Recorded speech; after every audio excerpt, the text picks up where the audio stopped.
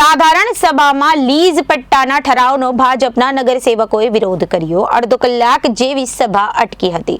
ભાવનગર મહાનગરપાલિકાની મળેલી સાધારણ સભામાં સત્તાધારી પક્ષ ભાજપ શોકની સ્થિતિમાં મુકાયો હતો. તેવી સ્થિતિ ઉભરીને બહાર આવી છે. નગરસેવકને નહીં ગણનારી પાર્ટીના નેતાઓ સામે ભાજપ જ ઉકળતો ચરૂ જોવા મળ્યો હતો.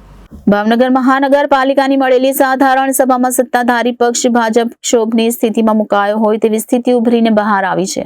નગરસેવકોને નહીં ગણનારી પાર્ટીના નેતાઓ સામે ભાજપમાં જ ઉકળતો ચરૂ જોવા મળ્યો.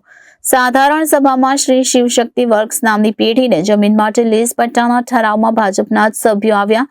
પાર્ટીની સામે અને લીઝ પટ્ટાના ઠરાવનો વિરોધ ભાજપના જ નગરસેવકો કરતા હોય તેવું જોવા મળ્યું.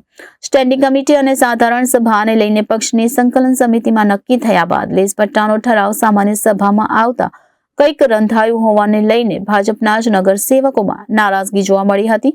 જો કે લાંબા વર્ષો બાદ સાધારણ સભા અડધો કલાક સુધી બંધ રહી અને પાર્ટીના નેતાઓ પાસેથી માર્ગદર્શન મેળવ્યું હતું અને આખરે આ મુદ્દાને મતદાન ઉપર લેવાતા બહુમતીના જોરે લીઝ પટ્ટાનો ઠરાવ પાસ થયો હતો. જો કે આજની સાધારણ સભામાં 17 ઠરાવો મુકાયા હતા, જેમાંથી એક પરત કરાયો હતો. Bureau report Janadesh news, Bhavnagar.